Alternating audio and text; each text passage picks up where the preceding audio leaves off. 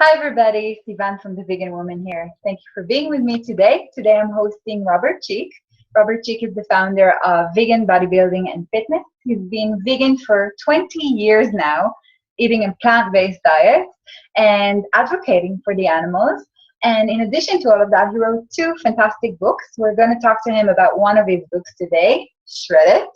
And thank you, Robert, for being with us. I'm going to dive right into it and ask you, first of all, how did you go vegan? And did that journey to going vegan go hand in hand with your bodybuilding experience?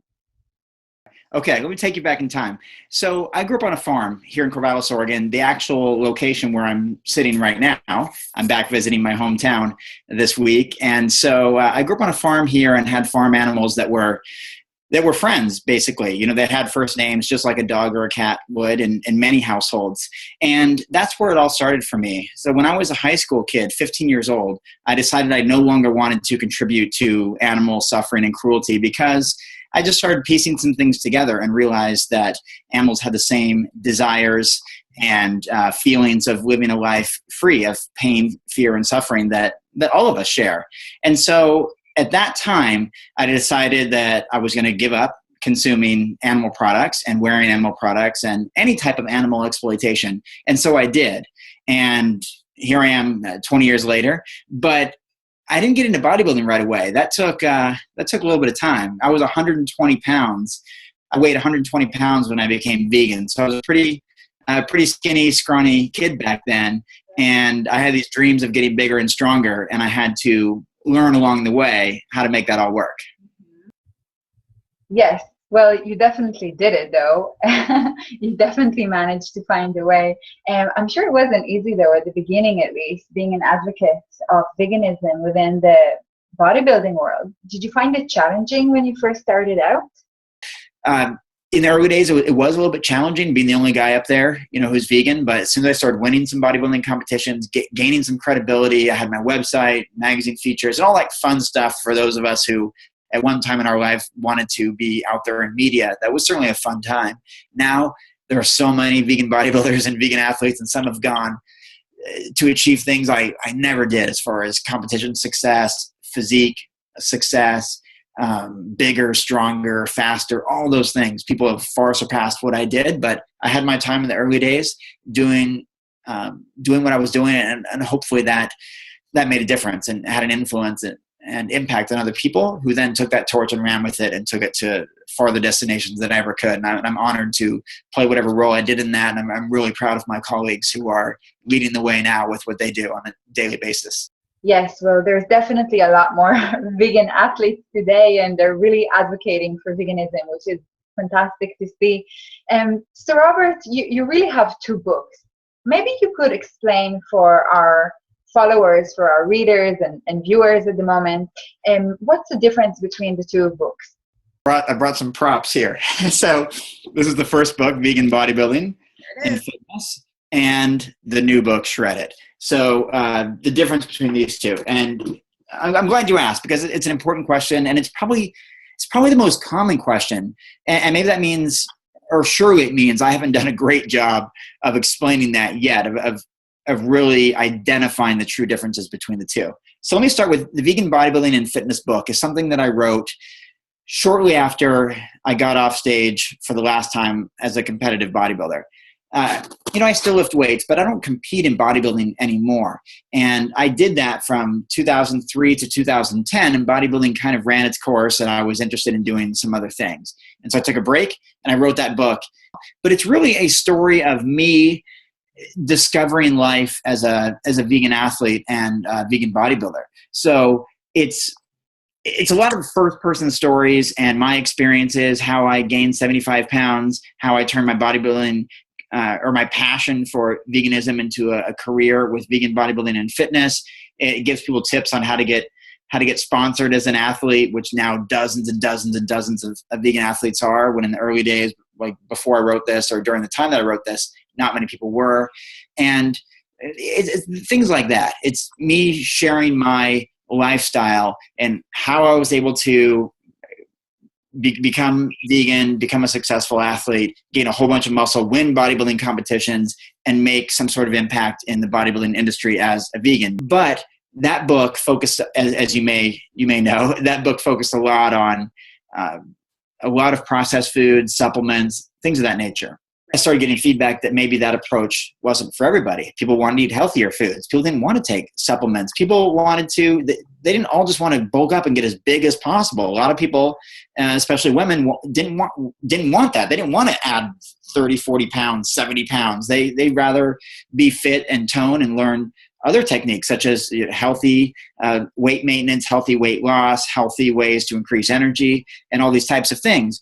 And so I really reflected on that. And then when I started working with the film Forks Over Knives, I helped release that movie in 2011.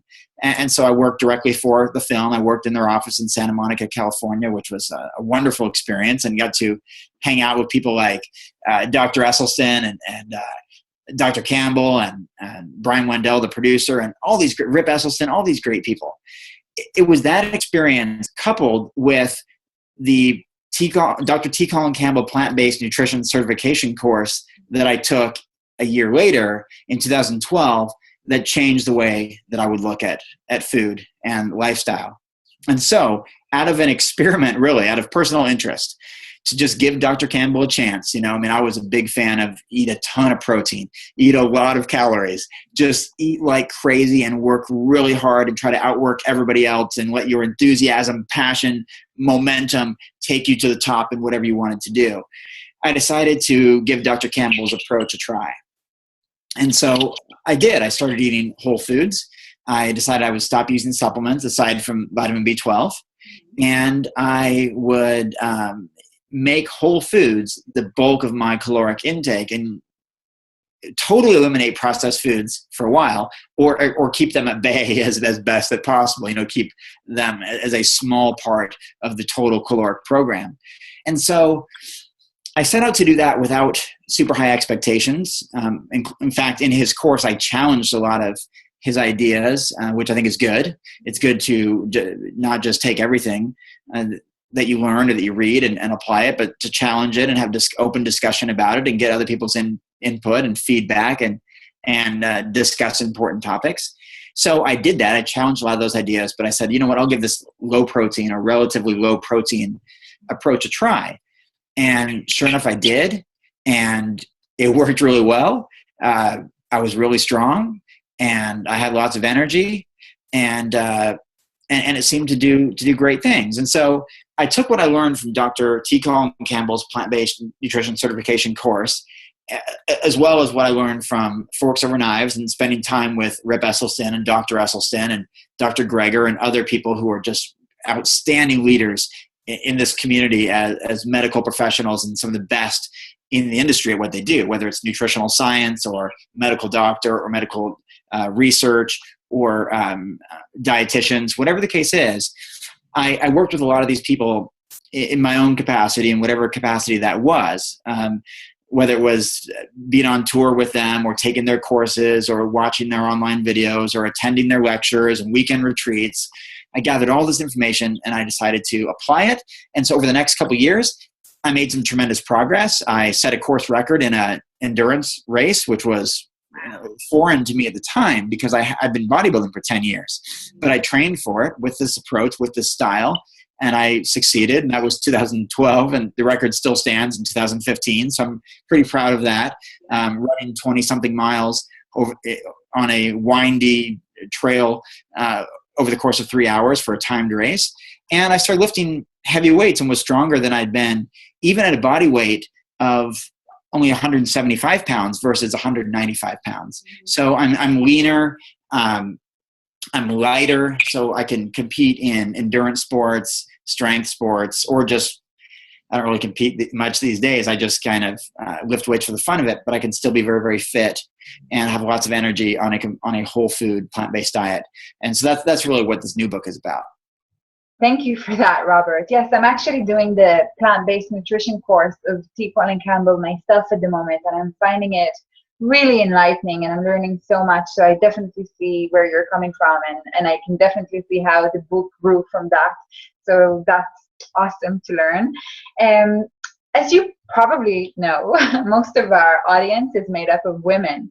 So I was kind of wondering, since one of the biggest issues that women deal with is really burning fat, we all want to look good. And I know that in your book, you have a whole section dedicated to getting into the fat burning zone and tips for, women and men to get into the fat burning zone and shredding it. So I was wondering if perhaps you could give our viewers your top 3 tips for burning fat. Well, first of all, I would ask each individual, or asking the mass at a time, do you know precisely how many calories you're burning per day, based on obviously gender, based on age, height, weight, and activity level? Tell me, how many calories are you burning per day? Usually 0 to 1% of people can tell me that. When I'm giving a lecture somewhere around the country, I take a poll, raise hands, how many people know precisely how many calories they burn every day on average? Nobody knows. Well, how can you possibly come up with a nutrition program that's going to help you lose weight or burn fat if you have no idea what you're eating?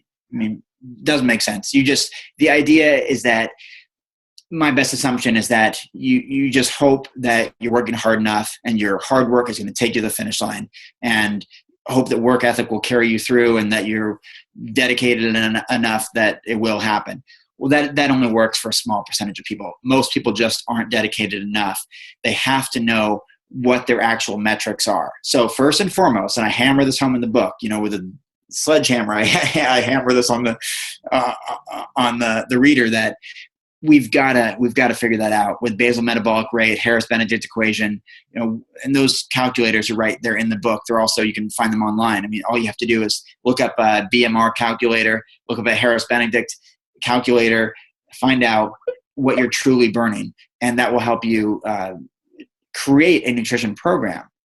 So this specific example, now what if somebody, based on all these metrics that really matter, gender, age, height, weight, and activity level,